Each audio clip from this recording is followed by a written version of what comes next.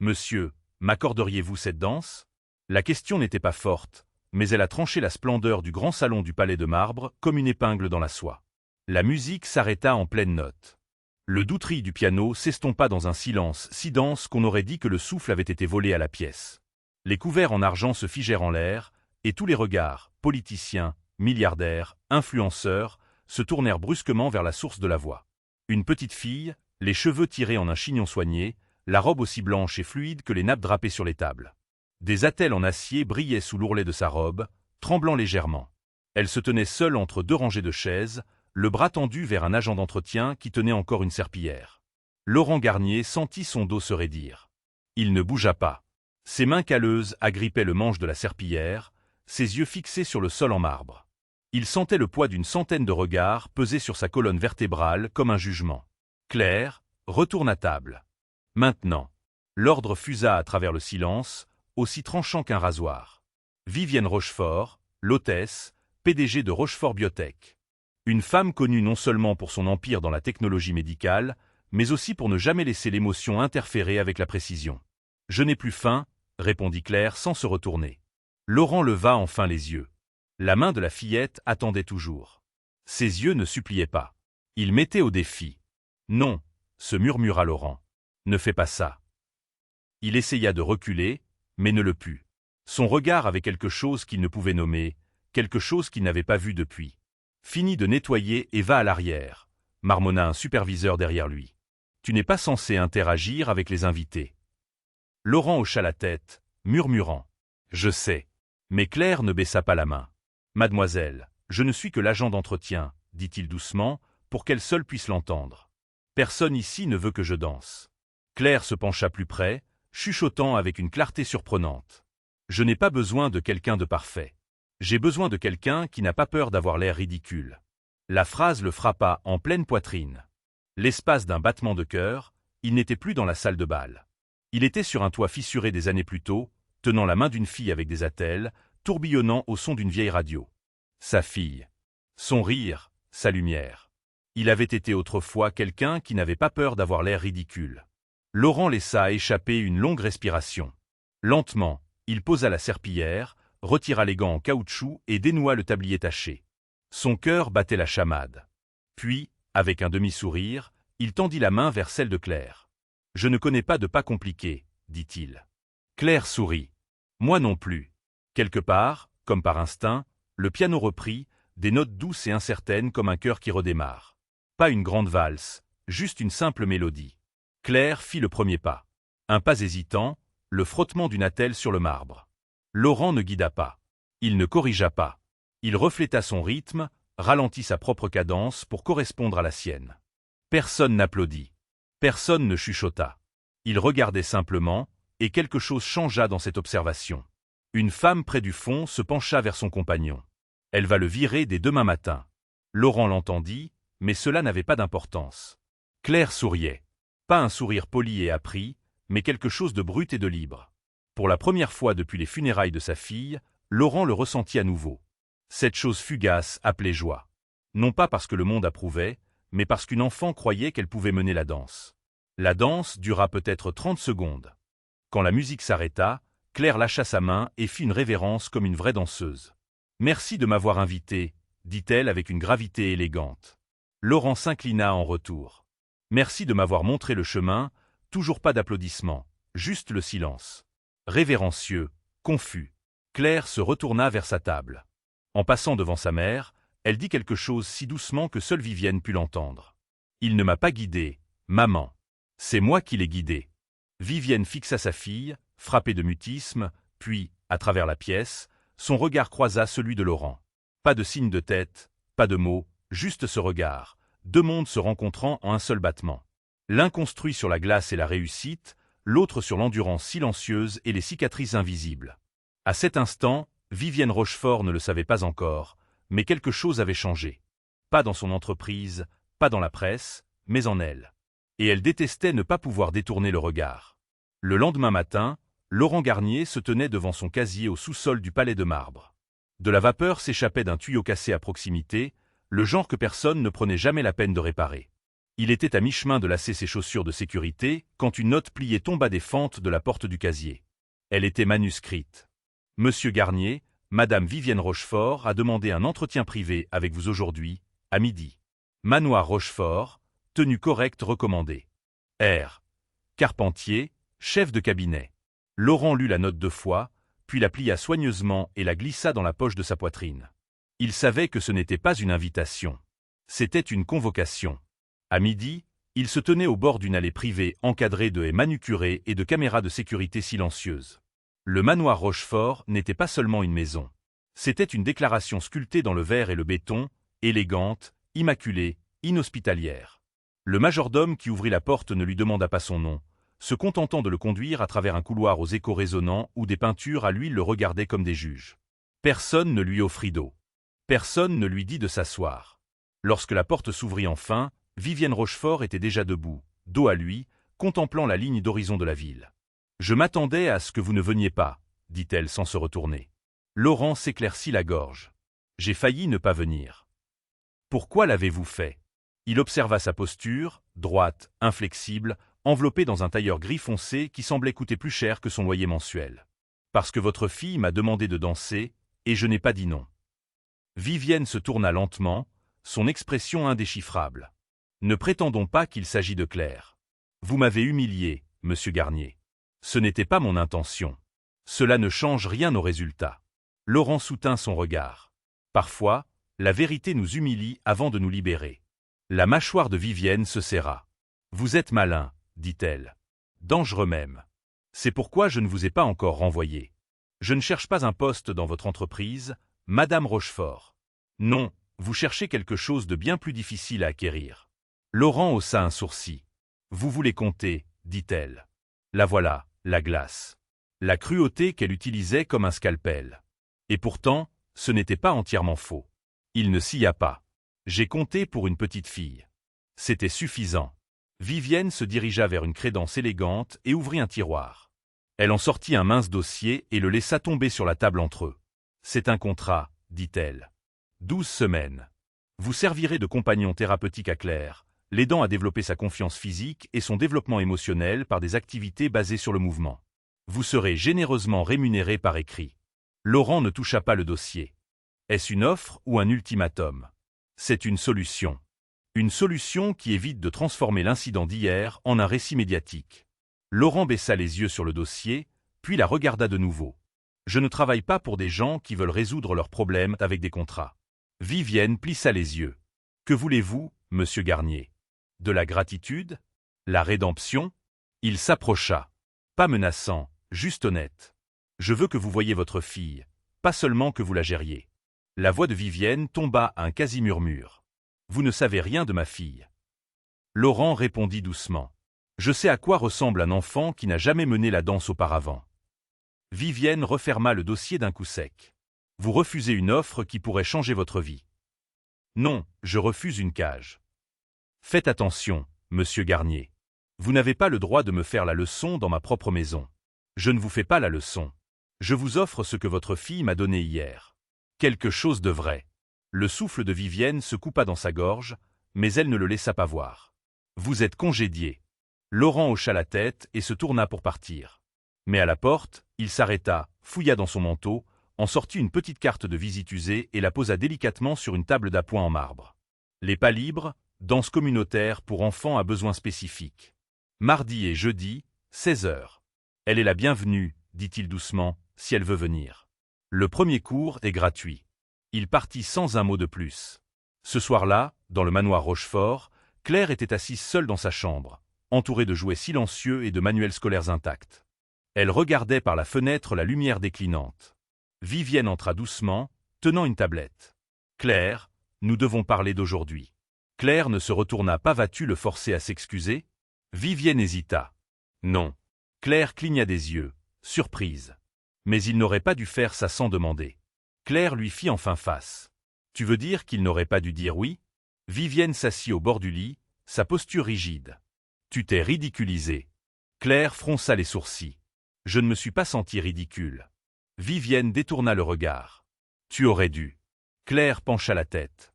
Pourquoi est-ce que ça compte autant ce que les gens pensent? Maman? Voilà, une question que Vivienne avait passé sa vie à éviter. Elle se leva brusquement. Nous te trouverons un autre coach, un qui comprend les limites. La voix de Claire était douce mais ferme. J'en ai déjà trouvé un. Tu ne l'as juste pas vu. Cette nuit-là, Vivienne se tenait dans son bureau privé longtemps après que les lumières se soient éteintes. La carte que Laurent avait laissée était toujours sur la table d'appoint. Elle la fixa longuement. Dans son monde, les problèmes se réglaient avec l'innovation, les brevets et le contrôle. Mais ce n'était pas un problème. C'était une blessure. Et pour la première fois depuis des années, elle réalisa que le contrôle ne fonctionnait pas. Le mardi suivant, le gala arriva avec une bruine tenace et un ciel gris qui semblait déterminé à garder le monde à l'intérieur.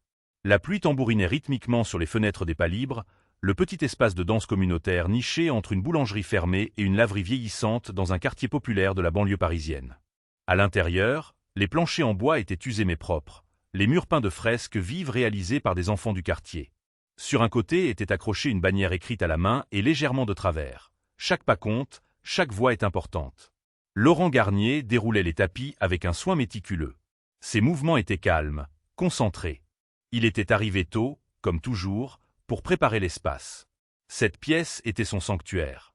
Pas de caméra, pas de contrat, juste le rythme, le souffle et le courage qu'il fallait pour bouger quand le monde vous disait de rester immobile. Il ne s'attendait pas à voir quelqu'un du manoir Rochefort. Mais à 15h48, la porte d'entrée grinça en s'ouvrant. Claire. Elle se tenait juste à l'intérieur de l'entrée, la capuche relevée, ses attelles cliquetant doucement à chaque pas. Ses yeux balayaient la pièce comme quelqu'un qui atterrit sur une autre planète. Derrière elle, rien. Pas de garde du corps, pas de chauffeur, pas de mère. « Salut », dit doucement Laurent en s'agenouillant à sa hauteur. « Tu nous as trouvés. » Claire repoussa sa capuche. « Maman ne sait pas que je suis venu. » Le sourire de Laurent était chaleureux, mais il ne posa pas de questions. « Tu es la bienvenue ici. Je me souviens de ce que tu as dit sur le fait de mener la danse. Je veux essayer à nouveau. » « Bien. » Laurent hocha la tête. « Parce qu'ici, on ne fait pas dans le parfait. On fait dans le vrai. » Il l'aida à retirer son imperméable et l'accompagna au centre du studio où un petit groupe d'enfants formait déjà un cercle lâche. Certains avec des déambulateurs, d'autres avec des cannes, quelques-uns en fauteuil roulant, chacun avec des histoires différentes, tous avec le même espoir inexprimé de ne pas se sentir brisés. Claire rejoignit le cercle. Personne ne la dévisagea. Personne ne chuchota. Ici, elle n'était pas la fille du milliardaire. Elle était juste Claire. Laurent frappa dans ses mains. Très bien, l'équipe. Vous connaissez les règles. Personne ne mène, personne ne suit. On bouge ensemble. Inspirez, et c'est parti. La musique commença. Des percussions douces et régulières, pulsant comme un battement de cœur. Laurent bougea le premier, lent et ancré. Une main tendue, un pied glissant sur le sol. Les enfants suivirent, non pas pour l'imiter, mais pour interpréter. Chacun trouva son propre rythme. Claire ferma les yeux, et elle bougea. Pour la première fois, elle ne compensait pas. Elle ne s'excusait pas. Elle s'exprimait. Au manoir Rochefort, Vivienne était dans la salle du conseil, entourée de cadres, examinant la dernière démo de produit. Mais son esprit n'était pas là. Pas vraiment. Elle n'arrêtait pas de jeter un coup d'œil à son téléphone. Pas de message. À 17h30, elle abandonna la comédie. Réunion ajournée, dit-elle froidement. Envoyez-moi les projections. Alors que ses talons résonnaient dans le couloir menant au garage, une pensée la rongeait, irrationnelle, importune. Et si Claire n'était pas rentrée directement à la maison? Son doigt plana au-dessus de l'application de sécurité qui suivait le chauffeur de sa fille, puis se retira. Au studio, le cours se termina par des rires doux et un étirement de groupe. Laurent distribua des bouteilles d'eau. Claire s'assit au bord du tapis, le visage rouge mais souriant. « Je ne suis pas tombée une seule fois », dit-elle fièrement. Laurent s'accroupit à côté d'elle. « Tomber est autorisé, tu sais. »« Je sais. » Elle sourit. « Mais ça fait du bien de ne pas le faire. » Il y eut une pause. Puis Claire murmura « J'aimerais que maman puisse voir ça. »« Elle le peut, » dit Laurent. « Si elle est prête. » Claire le regarda. Elle ne l'est pas, il ne discuta pas. Le lendemain après-midi, Laurent nettoyait le couloir devant le salon exécutif de la Tour Rochefort quand il entendit son nom résonner derrière lui. « Monsieur Garnier. » Il se retourna. Vivienne se tenait là, aussi impeccable et froide que jamais, mais quelque chose dans sa posture était différent, moins rigide, plus prudent. « Vous avez laissé ceci à la réception, » dit-elle, tendant une note pliée. « C'est adressé à Claire. » Je suppose que vous aviez l'intention de le lui donner directement. Laurent la prit en silence. Merci. Elle ne partit pas. J'ai entendu dire qu'elle a assisté à votre cours, dit Vivienne. C'est exact. Et elle a été courageuse, répondit Laurent. Ce qui est plus que je ne peux en dire pour la plupart des adultes que je connais. Les yeux de Vivienne se plissèrent. Est-ce que vous arrêtez un jour de faire la leçon aux gens? Il sourit légèrement. Seulement quand ils arrêtent d'agir comme des murs. Elle prit une lente inspiration. Vous êtes persistant. Elle en vaut la peine. La voix de Vivienne baissa. C'est aussi ma fille. Et ça, dit doucement Laurent, c'est la seule chose que j'aimerais que vous vous rappeliez plus souvent. Le silence qui suivit n'était pas vide. Il était rempli de choses qu'aucun d'eux n'osait dire. Je ne suis pas venu pour me battre, dit enfin Vivienne. Pourquoi êtes-vous venu? Pour demander à quoi ça sert. À quoi sert quoi? Tout ça. Votre programme, cette danse-thérapie, le mouvement. La réponse de Laurent vint sans hésitation. Parce que le contrôle n'apprend rien, mais la liberté apprend tout. Elle cligna des yeux. Vous avez bâti un empire en résolvant des problèmes, Madame Rochefort. Mais votre fille, elle n'est pas un problème. C'est une personne, et elle n'a pas besoin d'être réparée. Elle a besoin d'espace pour être entière. Vivienne ne répondit pas, mais elle ne partit pas non plus. Avant qu'elle ne puisse en dire plus, la voix de Claire retentit du bout du couloir. Maman. Ils se tournèrent tous les deux. Claire se tenait là, son sac à dos sur une épaule. Elle jeta un coup d'œil entre eux, puis sourit. J'ai oublié quelque chose dans le bureau de papa. Je veux dire, de Laurent. Les yeux de Vivienne se tournèrent vers Laurent. Il ne réagit pas. Claire passa devant eux et glissa sa main dans celle de Laurent comme si c'était la chose la plus naturelle au monde. J'attendrai dans le hall, leur dit-elle à tous les deux, puis elle disparut dans le couloir. Vivienne resta immobile, les épaules tendues. Elle vous appelle papa. Laurent la regarda droit dans les yeux. Elle m'appelle ce dont elle a besoin. Vivienne ne parla plus, mais alors qu'elle se tournait pour partir, elle s'arrêta. Je viendrai peut-être jeudi. Laurent ne sourit pas, mais sa voix contenait quelque chose de chaleureux. C'est gratuit pour les premières fois. Le jeudi après-midi suivant, Laurent réglait le volume des haut-parleurs à l'arrière du studio des Pas Libres quand il entendit le grincement de la porte d'entrée. Ce n'était pas inhabituel. La porte grinçait toujours, mais aujourd'hui, le son semblait plus lourd, comme s'il portait une attente. Claire entra, ses attelles cliquetant contre le plancher de bois poli, le visage rouge, non pas d'effort, mais d'autre chose. De la nervosité, peut-être. Ou de l'espoir. Salut championne, appela doucement Laurent. Rebienvenue. Claire lui adressa un petit sourire, mais ne parla pas. Elle balayait la pièce du regard, cherchant sa mère. Vivienne n'était pas là. Elle ne viendra pas, dit doucement Claire, comme si elle admettait sa défaite. Laurent s'agenouilla à côté d'elle, à sa hauteur. Toi, tu es venu. Les yeux de Claire s'emplirent de larmes une seconde, mais elle les chassa en clignant des yeux. Parce que je me suis fait une promesse. Que je n'attendrai plus d'être vu. Laurent hocha la tête lentement, profondément. C'est un pas plus grand que tout ce que nous ferons sur ce sol aujourd'hui. Elle le regarda. Je peux essayer sans les attelles? Il haussa les sourcils. Tu es sûr? Je vais tomber. Il sourit. Tomber fait partie du programme. Claire retira lentement ses attelles, le doux sifflement du velcro résonnant plus fort que la musique qui commençait maintenant à remplir la pièce. Elle les plaça à côté de son tapis, comme quelqu'un qui se dépouille de son armure. Ses genoux vacillèrent légèrement alors qu'elle se tenait pieds nus, mais elle se tenait debout. Laurent ne lui offrit pas sa main, juste de l'espace. Le cours commença. La musique vibrait. Les enfants se déplaçaient en spirale, en ligne droite et en trébuchement qui avait un sens parfait. Claire marcha, vacilla, s'arrêta, puis bougea de nouveau. Quand elle glissa enfin et atterrit sur le tapis avec un bruit sourd, la pièce retint son souffle, mais Claire éclata de rire. Laurent regarda de l'autre côté du cercle et dit, juste assez fort, voilà ce que j'appelle un progrès. Les autres enfants se joignirent au rire, non pas moqueur, mais partagé. Encourageant, humain. Claire resta allongée là, à bout de souffle, regardant le plafond avec de grands yeux. C'est mieux que de marcher droit. Dehors, cachée dans l'ombre d'une voiture garée à proximité, Vivienne Rochefort était assise au volant de son SUV noir, le moteur en marche, les doigts tambourinant contre le volant. Elle était venue. C'était déjà quelque chose. Elle n'était pas entrée. C'était quelque chose aussi. Par la petite fente de la vitre teintée, elle pouvait entendre une musique faible, trop lointaine pour distinguer une mélodie, mais assez proche pour la faire se demander « Et si c'était moi qui n'avais pas ma place là-dedans ?» Un coup frappé à la vitre du passager la fit sursauter. Laurent se tenait là. Elle baissa la vitre à moitié. « Vous comptez prendre l'habitude de regarder depuis le trottoir ?» demanda-t-il doucement. Vivienne se raidit. « Je ne voulais pas interrompre. » Laurent se pencha légèrement. Interrompre, c'est débouler par la porte avec des caméras et le chaos. Entrer et s'asseoir tranquillement, ça s'appelle être présent. La voix de Vivienne était plate.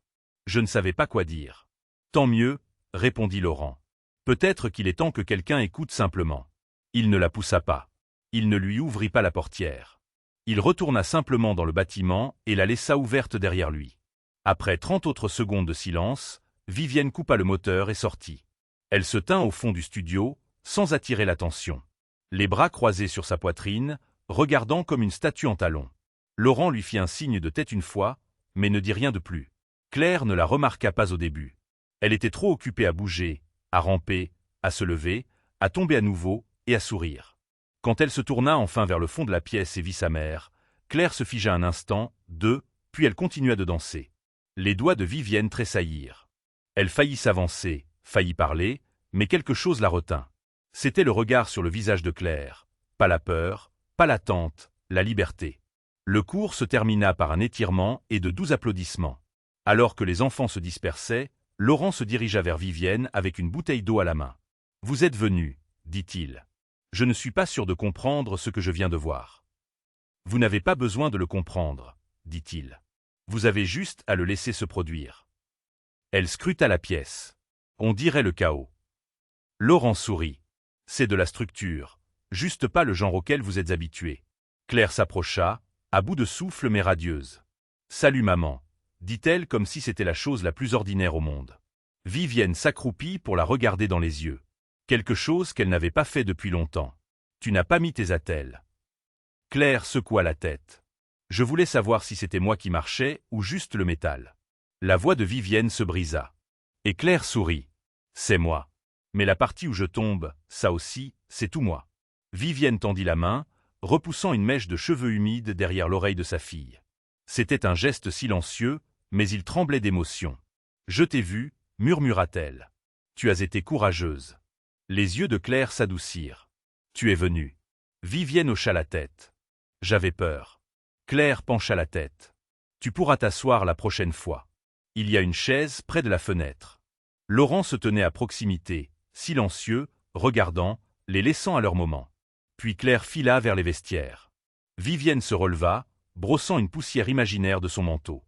Je ne sais pas ce que c'est, Laurent. C'est la guérison, dit-il. Désordonnée, non scénarisée, dérangeante. Mais réelle. Elle le regarda. Pourquoi est-ce que ça vous importe autant? Il hésita, puis répondit tranquillement. Parce que je sais ce que c'est quand personne ne se montre. Vivienne croisa son regard et pour la première fois, elle ne détourna pas les yeux. La fois suivante où Vivienne Rochefort entra dans le studio des Palibres, elle n'hésita pas. Elle ne traîna pas dans sa voiture. Elle ne resta pas à la porte. Elle entra. Elle portait des chaussures plates au lieu de talons, un geste inconscient, mais que Laurent remarqua immédiatement. Elle n'apporta pas non plus son téléphone dans l'espace. Ce détail comptait davantage.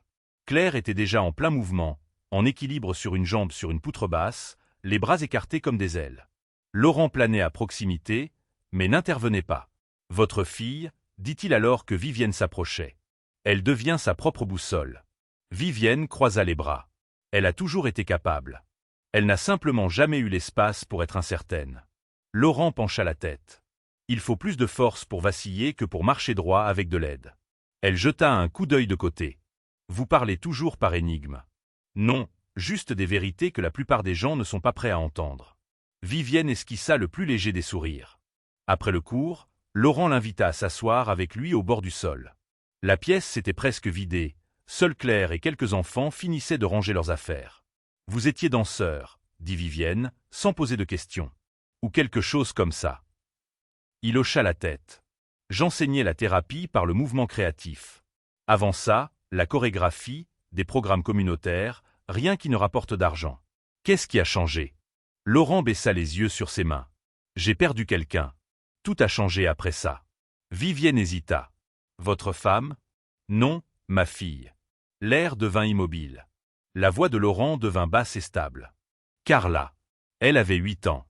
Nous rentrions d'un cours et elle s'est juste effondrée sur le trottoir. Une malformation cardiaque non diagnostiquée. Ils ont dit que c'était rare, rapide, indolore. Mais rien de tout ça ne semblait indolore. Vivienne ne répondit pas immédiatement. Elle le regarda simplement, son expression plus douce qu'il ne l'avait jamais vue. « Et Claire » demanda-t-elle enfin. Laurent prit une profonde inspiration. Claire était la meilleure amie de Carla. Ses parents n'ont pas pu s'occuper d'elle après que son état se soit aggravé. Les choses se sont compliquées. Elle a fini dans le système. Je l'ai retrouvée 2 ans plus tard, en famille d'accueil, puis je l'ai adoptée. La voix de Vivienne trembla légèrement.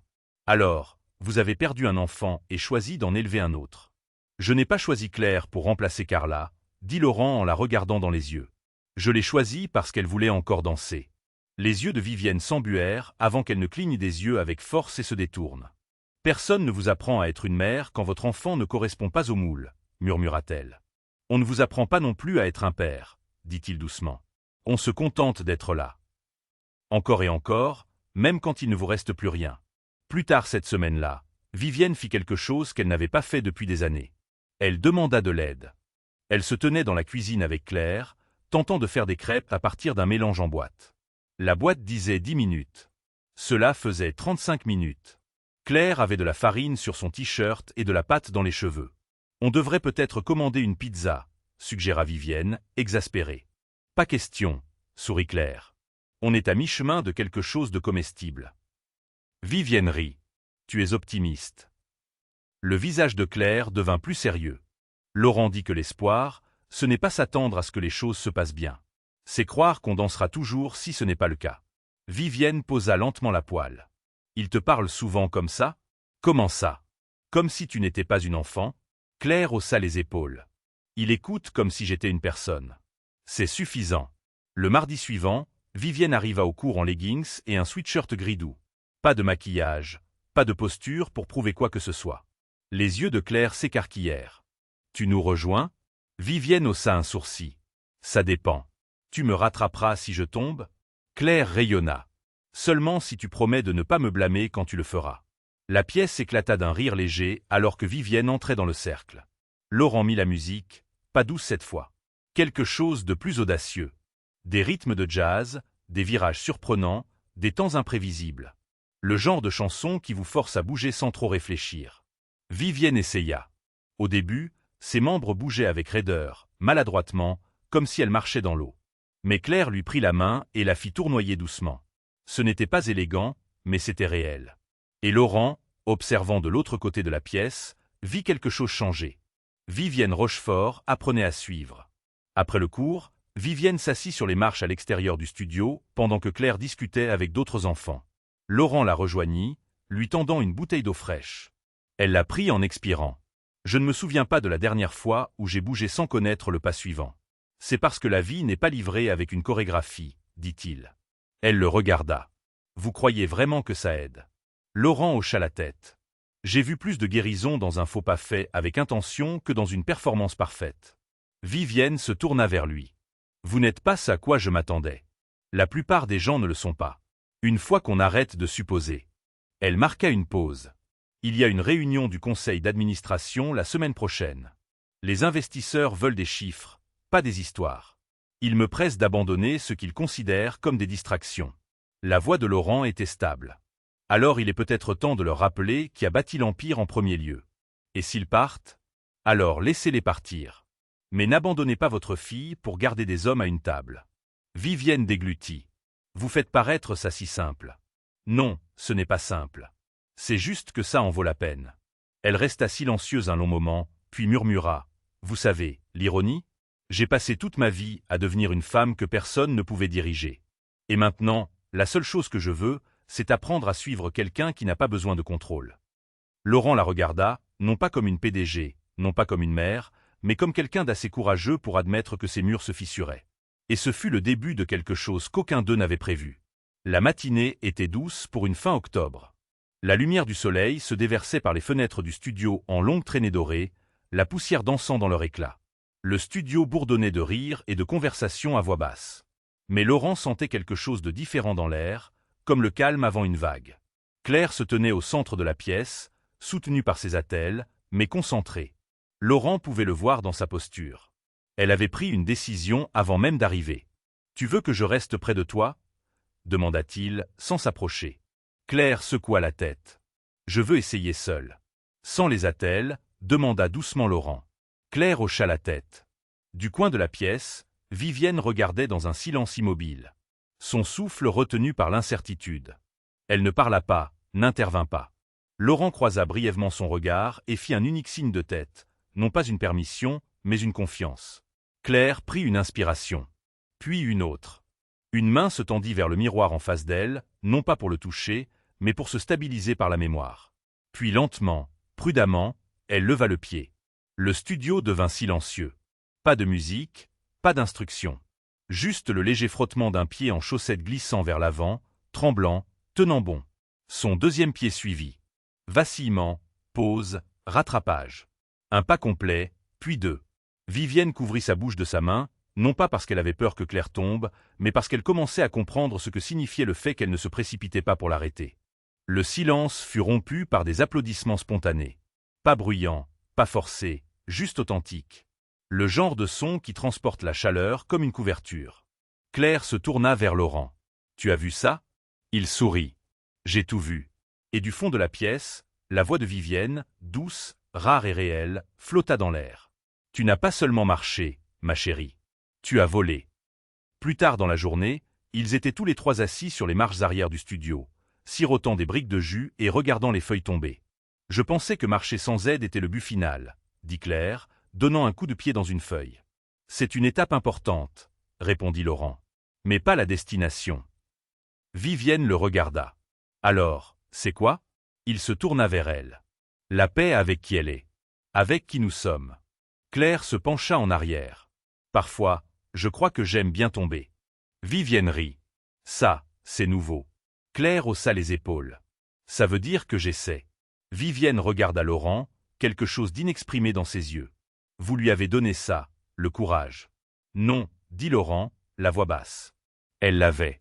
Je me suis juste écarté assez longtemps pour la laisser le trouver. Vivienne baissa les yeux sur ses mains. J'ai passé des années à construire un monde où personne ne pourrait la blesser.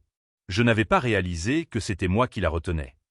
La protection est une forme d'amour, dit Laurent. Mais la libération aussi, murmura Vivienne, plus pour elle-même que pour eux. Je ne sais pas comment aimer sans contrôler. Laurent répondit doucement mais fermement. Alors il est temps de laisser l'amour t'apprendre. Ce soir-là, Claire s'endormit tôt, recroquevillée sur le canapé sous une couverture qu'elle avait réclamée au studio de Laurent. Vivienne était assise tranquillement à proximité, observant la respiration régulière de sa fille, la douce montée et descente d'un enfant enfin apaisé. Elle pleurait dans son sommeil, dit soudain Vivienne. Chaque nuit après l'accident, Laurent s'assit à côté d'elle, assez loin pour être respectueux, assez près pour partager le poids. Elle ne le fait plus, continua-t-elle. Je pensais que c'était les médicaments, mais maintenant. Elle guérit, dit Laurent. Vivienne se tourna vers lui, et pour la première fois, sa voix se brisa. Je ne savais pas comment être sa mère. Laurent n'offrit pas un regard apitoyé, seulement de l'honnêteté. Vous étiez là. C'est plus que la plupart des gens. Vivienne le regarda, les yeux embués. Vous ne me détestez pas pour la façon dont j'étais. Il secoua la tête. Non, je vous comprends. Elle déglutit. Et maintenant? Il esquissa un petit sourire sincère. Maintenant, je suis juste fier de vous. Le silence entre eux n'était pas gênant. Il était tendre. Mérité. Vivienne murmura, presque effrayée par la question. Elle vous manque? Le regard de Laurent se déplaça vers la photo sur l'étagère voisine. Carla, sa fille, figée dans une pirouette, sa joie toujours vivante sur le papier glacé. Chaque jour, dit-il doucement, mais plus avec de la douleur. Vivienne hocha lentement la tête. Pensez-vous que le cœur guérit un jour? Complètement? Non, dit Laurent. Mais il devient plus fort. Autour de la fracture. Le lendemain matin, Claire déboula dans le coin repas avec un dessin à la main. Regardez ce que j'ai fait. Elle le brandit, une image de 3 bonshommes allumettes dansant sous un soleil jaune vif. C'est moi, dit-elle en pointant du doigt. Et ça, c'est Laurent. Et ça, c'est toi, maman. Vivienne haussa un sourcil. Je danse. Claire sourit. Tu as l'air un peu raide. Mais tu essaies. Vivienne rit. Ça me ressemble. Claire devint sérieuse. Je pense qu'on devrait inviter plus d'enfants. Des enfants qui se sentent comme je me sentais avant. Vivienne regarda Laurent. Elle veut développer le programme. Claire hocha la tête. Pourquoi les pas libres ne devraient-ils être qu'ici? Laurent s'agenouilla à côté d'elle. Tu as une vision. Elle chuchota comme un secret. Je veux que les enfants se sentent vus. Comme tu m'as fait me sentir. Les yeux de Vivienne s'embuèrent à nouveau. Claire se tourna vers elle. On peut construire plus d'endroits comme ça. Maman, je ne veux plus danser seule. Vivienne s'accroupit, la serra fort dans ses bras et dit « Alors, faisons en sorte que personne n'ait à le faire. » Plus tard dans la journée, alors que Laurent raccompagnait Vivienne à sa voiture, elle hésita à côté de la portière ouverte. « Je ne me suis pas sentie aussi légère depuis des années, » dit-elle. « Ce n'est pas le studio, » répondit-il. « C'est ce que vous avez laissé partir à l'intérieur. » Elle leva les yeux vers lui, quelque chose d'hésitant dans son regard. « Et si je ne sais pas comment transposer ça dans le reste de ma vie ?» Il sourit doucement. « Alors, laissez quelqu'un marcher à vos côtés. » Vivienne monta dans la voiture, mais avant de fermer la portière, elle demanda « Le ferez-vous » Il ne répondit pas avec des mots, juste un signe de tête, et c'était plus que suffisant. Le premier frisson de novembre balaya la ville comme un avertissement silencieux. Les feuilles tombaient comme des promesses fanées sur la cour de l'entreprise Rochefort, et Vivienne Rochefort se tenait à la fenêtre de son bureau au dernier étage, les regardant dériver.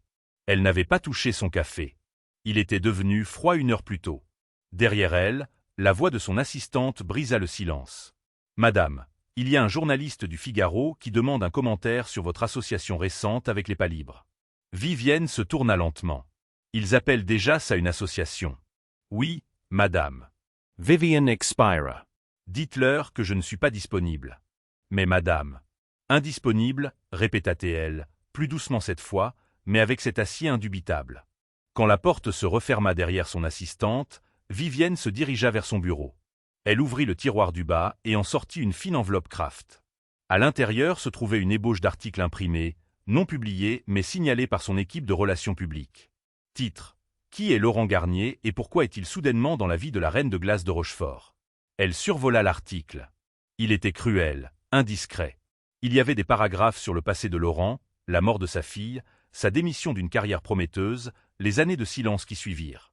Mais ce qui coupa le souffle de Vivienne fut la mention de Carla Garnier. La fille dont Laurent ne parlait jamais, sauf si on insistait. Vivienne posa l'article lentement, comme s'il s'agissait d'une arme chargée. Elle avait demandé cette enquête des semaines auparavant, quand elle croyait encore que Laurent pouvait être une menace. Maintenant, cela ressemblait à une trahison. Ce soir-là, elle arriva au studio juste avant la fin du dernier cours. Elle n'entra pas. Au lieu de cela, elle attendit dans le couloir, fixant la fresque sur le mur, des enfants dansant sous un ciel d'aquarelle.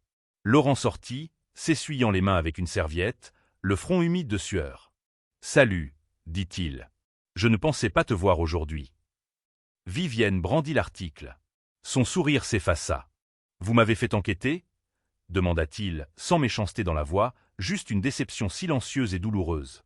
Vivienne ne le nia pas. « Oui. » La mâchoire de Laurent se tendit, mais il ne parla pas. « Je pensais protéger Claire, » dit-elle. Il hocha lentement la tête. C'est ce que les gens disent quand ils essaient de contrôler le récit de la vie de quelqu'un d'autre. Vivienne s'approcha. « Je ne l'ai pas publié. Je l'ai arrêté. » Laurent la regarda dans les yeux. « Mais vous l'avez quand même lu. » Un long silence s'étira entre eux. « Je voulais savoir quel genre d'homme pouvait se soucier autant sans rien attendre en retour, » avoua-t-elle. « Il s'avère que vous êtes exactement qui vous prétendez être. Et maintenant, vous ne savez pas quoi faire de ça. » La voix de Vivienne baissa. « Je ne sais pas comment y faire confiance. » Laurent baissa le regard, sa voix basse. « Le deuil vous fait construire des murs si solides que même le bien ne peut pas passer, » murmura-t-elle. « Je crois que j'ai oublié comment ouvrir la porte. » Il fit un pas en avant, sans la toucher, sans s'immiscer, juste en étant là. « Alors laissez quelqu'un frapper, jusqu'à ce que vous vous en souveniez. » Plus tard dans la semaine, Claire se tenait près de la fenêtre de sa salle de classe, attendant. Son professeur avait dit que sa mère était en retard, mais que quelqu'un d'autre viendrait la chercher. Elle avait espéré que ce serait Laurent. Quand Vivienne arriva à la place, le sourire de Claire s'estompa un peu, juste assez pour que Vivienne le remarque. « Tout va bien ?» demanda Vivienne alors que Claire se glissait sur la banquette arrière. Claire haussa les épaules. « Tu ne viens généralement que s'il y a un problème. » Vivienne cligna des yeux, surprise. « Ce n'est pas vrai. » Claire ne la regarda pas. « Un peu quand même. » Elles roulèrent en silence jusqu'à ce que Vivienne s'arrête près d'un petit parc. « Allons marcher, dit-elle.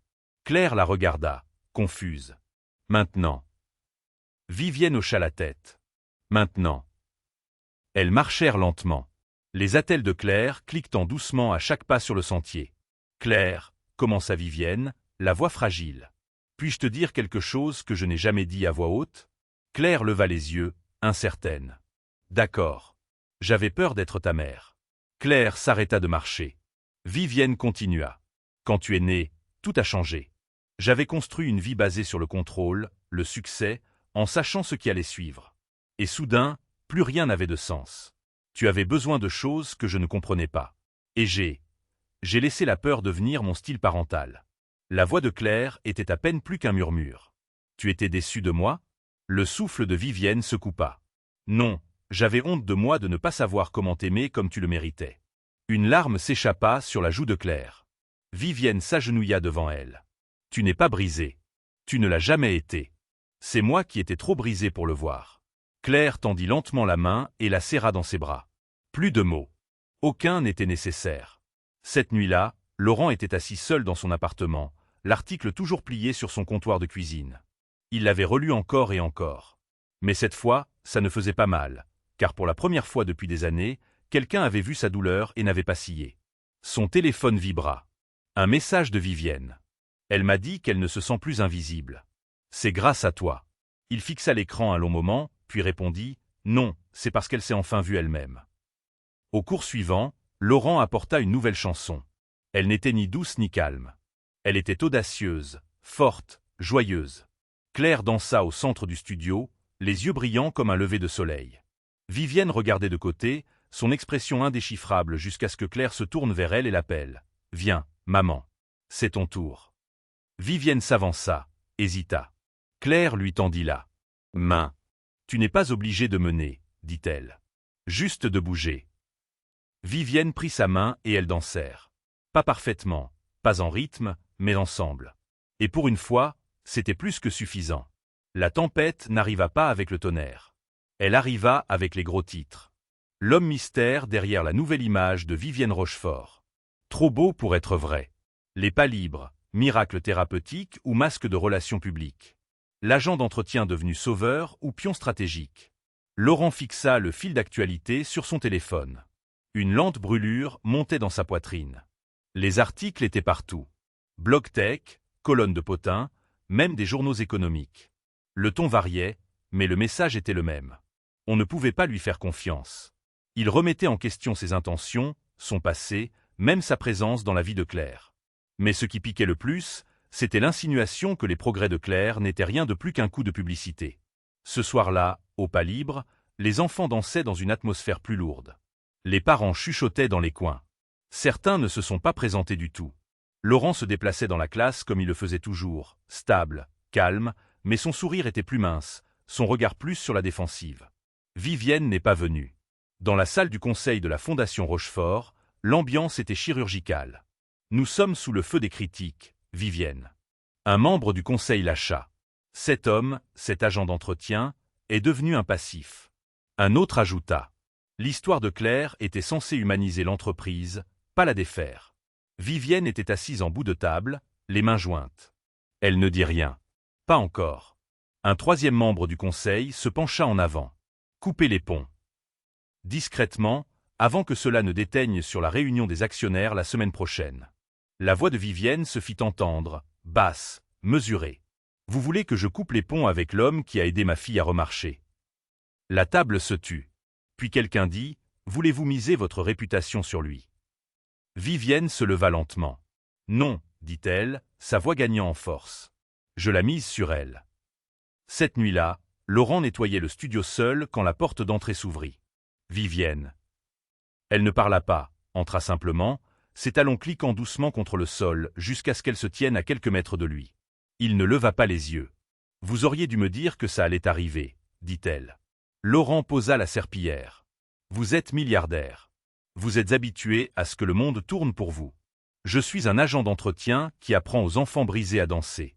Je ne pensais pas être éligible à une formation médiatique. » Elle tressaillit. « Je ne le pensais pas de cette façon. » Laurent la regarda maintenant. Vraiment. Claire est utilisée comme un gros titre. Je peux le supporter, mais elle ne devrait pas avoir à le faire. Vivienne s'approcha. Vous non plus. Il secoua la tête. Il ne s'est jamais agi de moi. Il s'agissait d'elle. De chaque enfant qui est entré ici en pensant qu'il n'était pas assez. La voix de Vivienne se brisa. Vous êtes assez. Les mots restèrent suspendus entre eux. Brut, non poli, réel. Laurent déglutit. Votre conseil d'administration. Ils veulent que vous me laissiez tomber, n'est-ce pas? Vivienne hésita. Il hocha la tête. Alors laissez-moi vous faciliter la tâche. Non, je vais me retirer. Ses yeux s'écarquillèrent. Quoi? Je quitterai les pas libres. Vous gardez le financement. Continuez le programme. Je trouverai un autre moyen d'aider. Vivienne s'avança, féroce. Vous n'allez pas fuir ça. Je ne fuis pas, dit-il. Je le protège. Et vous? Elle secoua la tête. N'osez pas vous retirer pour me faciliter la tâche de paraître forte. Sa voix baissa. Vous êtes forte. Mais ce combat, c'est le vôtre, pas le mien. Vivienne le fixa, sa poitrine se soulevant et s'abaissant. Je ne les laisserai pas vous effacer, dit-elle. Alors ne le faites pas, répondit-il. Levez-vous.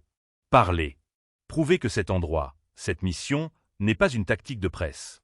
C'est votre héritage, pas votre passif. La voix de Vivienne devint d'acier. Venez avec moi. Où? Elle recula, leva le menton. À la conférence de presse. Le lendemain matin, la salle de conférence s'était bondée.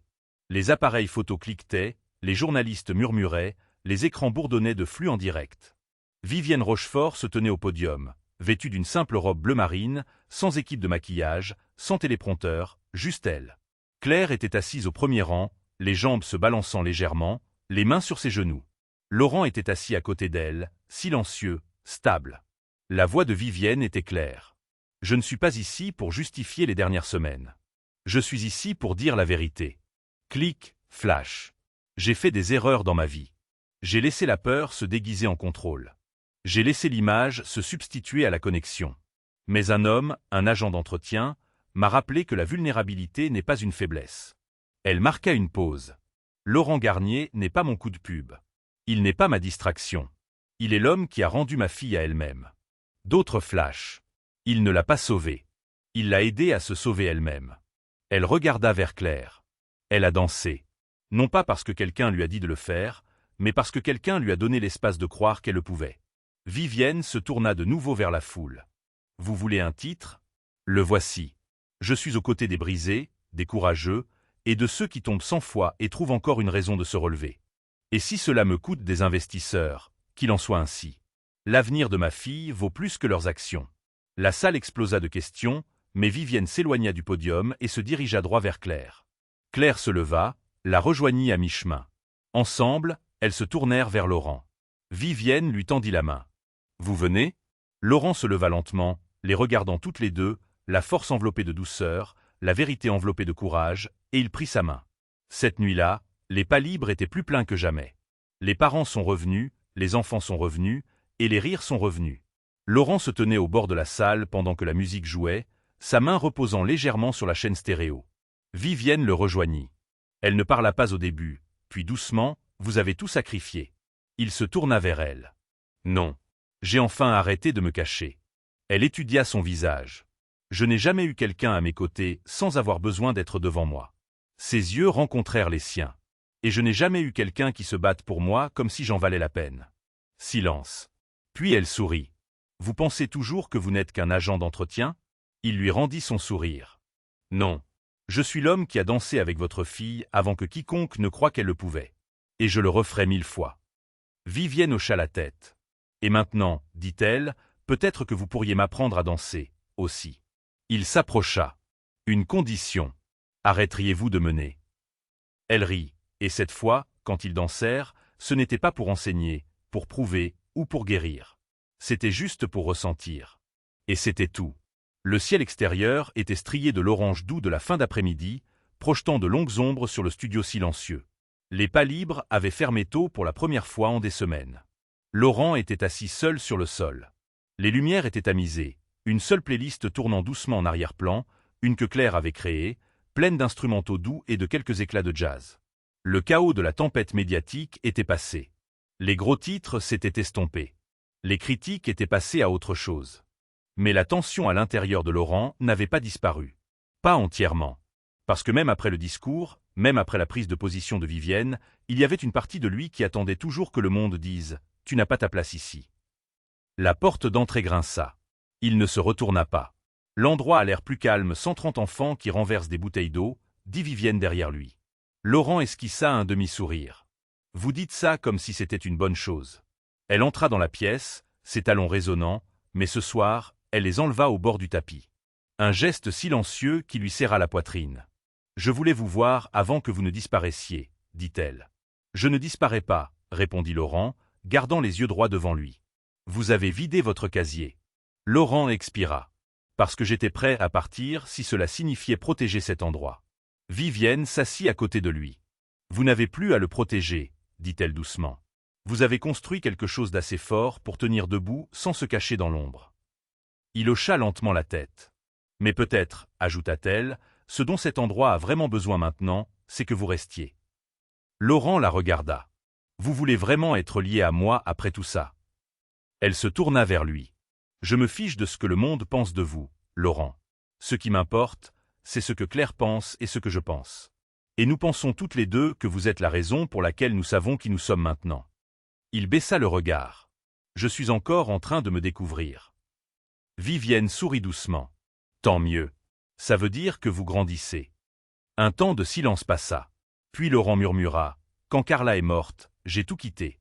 Les programmes, les enfants avec qui je travaillais, la personne que j'étais. Je pensais que m'éloigner était le seul moyen de survivre. Vivienne écouta tranquillement. Mais la vérité, continua-t-il, c'est que je ne me suis pas éloigné. J'ai abandonné. Et maintenant? Laurent croisa son regard. Maintenant, je veux rester. Pas seulement dans le studio, mais dans ça, avec vous, avec Claire, si vous voulez bien de moi. La réponse de Vivienne ne fut pas un discours. Elle appuya simplement sa tête contre son épaule et murmura. Enfin. Plus tard dans la soirée, Claire déboula dans la pièce, portant un t-shirt qu'elle avait teint elle-même et sur lequel était écrit « Danseuse en cours de progression ». Elle se figea en les voyant tous les deux, toujours assis ensemble. « Vous allez bien, les gars ?» demanda-t-elle, feignant la désinvolture tout en épluchant une orange. Vivienne haussa un sourcil. « On n'a pas l'air d'aller bien. » Claire eut un sourire en coin. « Vous avez l'air d'être dans une phase de résolution émotionnelle suspecte. » Laurent gloussa. « C'est si évident que ça. » Claire s'assit en face d'eux sur le tapis, les jambes croisées, comme elle le faisait toujours quand elle voulait être entendue. « Alors, dit-elle, sérieuse maintenant. J'ai réfléchi. C'est généralement dangereux, la taquina Vivienne. » Claire sourit, puis devint sincère. « Je veux parler au conseil d'administration de l'école. » Laurent cligna des yeux. « À propos de quoi ? » ?»« D'ouvrir une antenne des pas libres dans mon école, dit-elle. Les enfants ne devraient pas avoir à venir jusqu'ici pour se sentir vus. Vivienne la fixa. « Claire, c'est une grosse responsabilité. » Claire hocha la tête. « Exactement. J'en ai marre d'attendre que les adultes règlent tout. » Laurent la regarda, un lent sourire se dessinant sur son visage. « Tu sais à quoi ça ressemble ?» demanda-t-il. Claire pencha la tête. « À quoi ? » À un leader. 2 jours plus tard, Laurent se tenait devant le bureau de Vivienne, fraîchement rasé, une chemise bien rentrée dans son pantalon. Il ressemblait plus à l'homme qu'il était autrefois, tout en étant encore très proche de l'homme qu'il était devenu. L'assistante de Vivienne lui sourit. « Elle vous attend. » Il entra dans le bureau et trouva Vivienne penchée sur des plans étalés sur la table de conférence. « Qu'est-ce que c'est que tout ça ?» demanda-t-il. Elle leva les yeux. « Les plans d'expansion pour les pas libres. »« Pour nous, » dit-elle. « Des programmes satellites, oui, mais aussi l'intégration de technologies d'accessibilité, des outils de santé émotionnelle, du coaching par les pairs. Nous allons concevoir des espaces où les enfants n'auront pas l'impression d'être des visiteurs dans leur propre corps. » Laurent s'approcha de la table. « Vous utilisez les ressources de Rochefort Biotech. » Vivienne hocha la tête. « Chaque centime que je peux déplacer sans une révolte des actionnaires. » Il sourit. « Vous construisez quelque chose de nouveau. » Vivienne le regarda. « Je construis quelque chose qui compte. » Elle marqua une pause, puis ajouta plus doucement. « Vous m'avez appris comment faire. » Ce week-end-là, le studio organisa un petit événement communautaire. Portes ouvertes. Musique live. Parents, enseignants locaux, thérapeutes et enfants de toute capacité dansant librement sous les lumières colorées. Laurent se tenait au bord de la salle, regardant Claire tournoyer doucement avec un petit garçon en fauteuil roulant, ses mains guidant, sans diriger. Vivienne s'approcha de lui. « Elle vous ressemble, » dit-elle. « Elle ressemble à quelqu'un qui n'a plus peur. » Vivienne se tourna vers lui, sa voix plus douce qu'il ne l'avait jamais entendue. « Moi non plus. » Il la regarda, une question dans les yeux. Elle hocha la tête. « Je veux ça. Pas seulement le studio, pas seulement la mission. Je nous veux, nous. » Il déglutit, l'émotion montant dans sa gorge. « Je pensais que je serais trop, avoua-t-il, trop brisé. » Vivienne s'approcha. « Vous n'êtes pas trop. Vous êtes juste enfin avec quelqu'un qui sait comment porter ce que vous portez. » Ils ne s'embrassèrent pas. Pas encore. Ils restèrent simplement là, ensemble, à regarder la nouvelle génération danser, les pieds tremblants, les mouvements bruts, mais les cœurs grands ouverts. Et dans ce silence calme et partagé, ils restèrent. Les lumières de l'auditorium s'éteignirent. Un doux silence balaya le public comme le tirage d'un rideau sur un souffle retenu. Des rangées de chaises pliantes craquèrent sous le poids des parents, des enseignants, des journalistes et des responsables locaux. Les bannières derrière la scène proclamaient « Les pas libres, grande ouverture du centre du mouvement, où chaque enfant mène la danse ». Laurent se tenait en coulisses, le cœur battant. Il n'était pas nerveux à cause de la foule ou des caméras. Il était nerveux parce que ce moment, ce n'était plus à propos de lui. Ce n'était pas à propos du deuil, de la culpabilité ou de prouver quoi que ce soit. C'était de voir un rêve, né autrefois de la douleur, entrer dans la lumière. Vivienne apparut à ses côtés, un presse-papier à la main, l'air calme, posé, et rayonnant dans un chemisier argenté doux qui chatoyait sous les lumières chaudes de la scène. « Prêt ?» demanda-t-elle. Laurent hocha la tête. « Je n'ai jamais été plus sûr de quoi que ce soit. » Vivienne sourit. « Vous savez, vous avez porté beaucoup de casquettes. Agent d'entretien, enseignant, thérapeute, héros silencieux. » Il la regarda. « Laquelle préférez-vous » Elle se pencha et murmura « Celle qui danse. » Sur scène, Claire se tenait au centre, les bras le long du corps, entourée de 3 autres enfants, un avec un déambulateur, un avec une prothèse, un avec des appareils auditifs et un sourire qui illuminait la pièce. La musique commença, non pas une mélodie lente, mais quelque chose de pulsant et vibrant, plein de vie. Claire ne bougea pas tout de suite. Elle ferma les yeux, puis elle leva la main, un signal silencieux, et ils commencèrent. La chorégraphie était simple, pas parfaite, mais intentionnelle. Chaque enfant bougeait à son propre rythme. Pas de pas ne correspondait parfaitement, mais ils bougeaient comme un seul être, non pas parce qu'ils se suivaient, mais parce qu'ils se faisaient confiance. Claire mena la formation finale. Quand elle atteignit l'avant de la scène, elle se tourna et fit face au public. Pas d'attelle, juste elle, se tenant droite. La musique s'arrêta.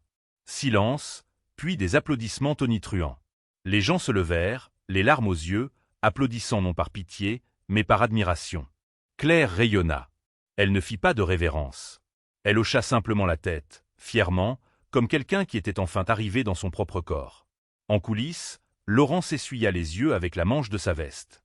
Vivienne se mit à ses côtés. « Elle n'est pas tombée, » murmura-t-elle. « Elle n'en avait pas besoin, » répondit-il. « Elle sait comment se relever maintenant. » Vivienne se tourna vers lui, quelque chose de tendre perçant à travers son calme habituel. « C'est vous qui avez construit ça. » Il secoua la tête. « Nous l'avons fait ensemble. » Elle lui prit la main. « Vous savez de quoi je suis le plus fier ?» demanda-t-elle. « De quoi ?»« Que je n'ai pas essayé de contrôler ça. Que j'ai appris à suivre. » Laurent sourit. « Et regardez où nous en sommes maintenant, » dit-il. « Ni en menant, ni en suivant, juste en bougeant ensemble. » À la réception qui suivit, les invités se mêlaient sous des guirlandes lumineuses. Des tables offraient des rafraîchissements. Des enfants couraient sur la pelouse en riant. Des donateurs se serraient la main.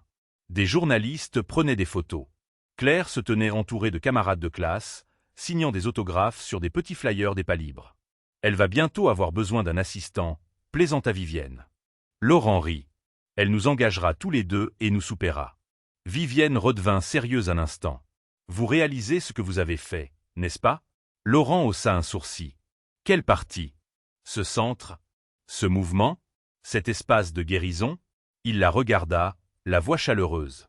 Rien de tout ça n'a d'importance si nous ne continuons pas à être présents. La voix de Vivienne s'adoucit. Alors, vous restez pour de bon? Laurent fouilla dans sa veste et en sortit une petite fiche cartonnée froissée, la même qu'il avait laissée sur sa table des mois plus tôt. Mardi et jeudi. 16 heures. Le premier cours est gratuit. Il la brandit. Mais pour vous, ajouta-t-il, l'adhésion est à vie.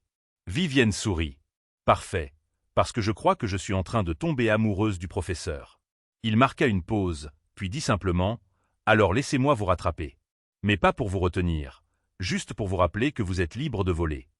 Elle se pencha, son front reposant doucement contre le sien. Je n'ai pas l'habitude d'être rattrapée, murmura-t-elle. Peut-être, répondit-il, que vous ne tombiez pas. Vous vous laissiez enfin aller. Plus tard dans la soirée, alors que la foule se clairsemait et que les lumières s'éteignaient, Claire retourna sur la scène, pieds nus, tenant un petit carnet. Laurent et Vivienne se tenaient près du premier rang, regardant. Claire ouvrit le carnet et lut à voix haute dans la pièce silencieuse. Quand j'ai marché pour la première fois, je pensais avoir besoin que quelqu'un me tienne. Quand j'ai dansé pour la première fois, je pensais avoir besoin que quelqu'un m'apprenne. Maintenant, je sais que j'avais seulement besoin que quelqu'un croie que je pouvais le faire. Elle leva les yeux et sourit. J'ai trouvé cette personne. Puis elle ferma le carnet et murmura. En fait, j'en ai trouvé deux. La pièce resta immobile. Plus d'applaudissements, juste l'immobilité. Parce que parfois, le silence dit ce qu'aucun son ne peut dire. Vivienne enlaça le bras de Laurent, et pour une fois, il ne tressaillit pas. Il inspira simplement le moment. Le laissa s'installer. Le laissa guérir. Et murmura plus pour lui-même que pour quiconque. C'est ça, la plénitude. 6 mois plus tard. Le soleil était doux ce matin-là, le genre qui filtrait doucement à travers les hautes fenêtres du nouveau centre du mouvement des pas libres, projetant de longs faisceaux sur les sols polis. L'espace sentait légèrement l'huile de citron et la peinture fraîche. Des rires résonnaient dans les couloirs. C'était le jour de l'ouverture, non seulement d'un bâtiment, mais de quelque chose de plus grand, un commencement. Laurent se tenait près de l'entrée, retroussant les manches de sa chemise tout en accueillant les parents, les bénévoles et les enfants avec des attelles, des déambulateurs, des fauteuils roulants et des yeux grands ouverts et impatients. Il n'y avait pas de programme distribué, pas de cordon de velours, pas de formalité, juste des poignées de main, des étreintes, des prénoms mémorisés. Vivienne arriva peu après, vêtue simplement d'un jean et d'un chemisier bleu marine, les cheveux lâchement attachés en arrière. Elle n'avait plus besoin de commander la pièce. Elle y entrait simplement, ancrée, présente, réelle. Elle trouva Laurent près du mur de la fresque où les enfants avaient ajouté leurs empreintes de main dans une cascade arc-en-ciel de couleurs. Elle est déjà à l'intérieur, dit Vivienne en se glissant à ses côtés. Bien sûr qu'elle y est, sourit Laurent. Elle tient ça de vous. Vivienne lui lança un regard. De moi? Elle tient la persévérance. De vous, elle tient le but. Laurent se tourna vers elle. Nous lui avons donné de l'espace. C'est tout ce dont elle avait besoin. Vivienne murmura. Vous m'avez donné de l'espace. C'est ce dont j'avais besoin. Ils restèrent dans un silence confortable jusqu'à ce que le son de la musique flotte depuis la salle de spectacle. Un simple morceau de piano, lent et plein d'âme, composé par l'un des élèves. C'était le signal pour que la communauté se rassemble. Laurent et Vivienne entrèrent ensemble. À l'intérieur, les enfants bougeaient librement, certains glissant, d'autres traînant des pieds, d'autres dansant avec les bras seulement. Claire se tenait près du centre, ne portant plus qu'une attelle légère à la jambe gauche. Elle marchait sans hésitation, aidant une fille plus jeune à ajuster sa position. Laurent la regardait avec une admiration silencieuse. « Elle n'a plus besoin que tu la tiennes », dit doucement Vivienne à côté de lui. « Non », hocha la tête Laurent. « Mais elle a toujours besoin que je sois là. » Vivienne le regarda, sa voix se brisant légèrement. « C'est la différence entre le soutien et le contrôle, n'est-ce pas ?»« Exactement, » dit Laurent. On ne soulève pas quelqu'un pour qu'il nous doive quelque chose.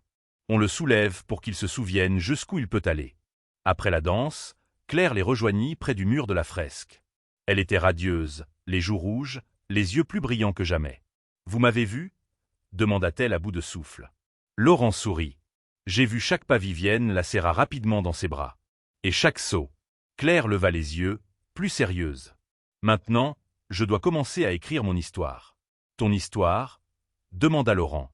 Claire hocha la tête. La vraie. Avec les parties qui font peur et les parties désordonnées, mais aussi les parties fortes. Vivienne s'agenouilla. Raconte-la avec tes mots. Sans filtre, sans excuse. Claire sourit. Et peut-être qu'un jour, un autre enfant la lira et se dira, si elle a pu, peut-être que je peux aussi. Laurent échangea un regard avec Vivienne, puis dit doucement, tu ne fais plus que marcher, Claire. Tu mènes la danse. Cet après-midi-là, Ils étaient tous les trois assis sous le vieux chêne derrière le centre, désormais surnommé l'arbre à l'écoute par les élèves. Ses racines s'étendaient largement, son tronc gravé de petites initiales d'enfants qui avaient trouvé quelque chose ici. Vivienne appuya sa tête sur l'épaule de Laurent. Claire était allongée dans l'herbe, traçant des formes de nuages avec son doigt. « Le silence vous manque » demanda Vivienne.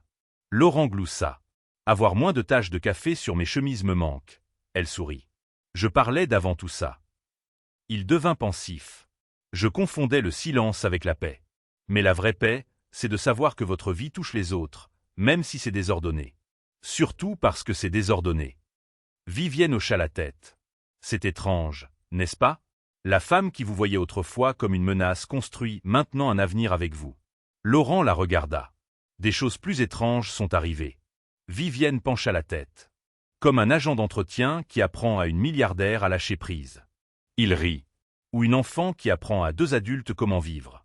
Ils restèrent assis un moment, regardant Claire danser pieds nus dans l'herbe. Pas de musique, juste de la joie. Puis Vivienne murmura. « Comment appelez-vous ça, quand votre cœur arrête enfin de courir ?» Laurent n'hésita pas. Un foyer. Ce soir-là, avant de quitter le centre, Laurent se tint seul un moment dans le hall principal. Il passa la main le long du mur où une citation était fraîchement peinte au-dessus de l'entrée. Le véritable leadership ne consiste pas à guider les autres sur le chemin que vous croyez juste. C'est avoir le courage de suivre quand quelqu'un vous montre une meilleure voie. Richard Montgomery. C'était l'idée de Claire d'inclure ça. Un clin d'œil au chemin qu'ils avaient tous parcouru, du contrôle à la compassion, du silence au mouvement. Vivienne le rejoignit, tenant 2 tasses de thé chaud. « Tout le monde est parti, » dit-elle. Il hocha la tête. « Mais ça ne semble pas vide. » Elle lui tendit une tasse. « Parce que nous l'avons remplie de quelque chose qui dure. » Ils trinquèrent. « Aux enfants, » dit Laurent. Vivienne leva sa tasse plus haut. « À ceux qui tombent et se relèvent, et à ceux qui les aident à se relever. » Il la regarda, l'émotion adoucissant chaque ligne de son visage. « Et à ceux qui restent, » dit-il. Elle sourit, les yeux brillants. « Surtout eux. » Ils sirotèrent en silence. Et dehors, dans le calme de la nuit, l'écho de petits pas était porté par le vent, non pas de peur, mais de liberté.